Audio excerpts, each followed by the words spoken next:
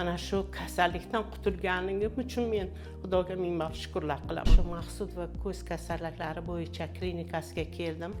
Bu yerda bizga bitta bemor tasfiya qilganligi uchun shifo tilab keldim. Oldin ko'zimda 22-yildan buyon ancha xiralashish bo'lib kelgan edi. Bora-bora bu xiralashish ancha murakkab bo'ldi.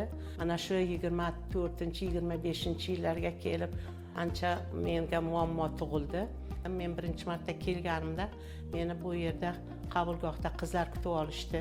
Zamira Abdullayevaga murojaat qilishligimda aytdi. Men u kishiga bordim, ular ko'rikdan o'tkazdilar. Xullasasi shu bo'ldiki, ko'zimda qorachig'ini almashtirish kerakligini aytdilar. Xudoga shukr, operatsiya bo'ldim. Operatsiyadan yaxshi chiqdim. Hammalari medsestralarning qarashlari juda ham yaxshi. Hammasidan men minnatdorman. Kecha bo'lgan bo'lsam operatsiya, mana ertalabdan buyon hamma muolajalarni olyapman. Kechaga nisbatan bugun ancha ko'zim yaxshi. Xudoga ming marta shukrlar qilaman. Yana mana shu menga o'xshagan ko'zlarida muammolari borlarda mana shu klinikaga kelib, mana shu yerdan davo topishlariga men tavsiya qilaman.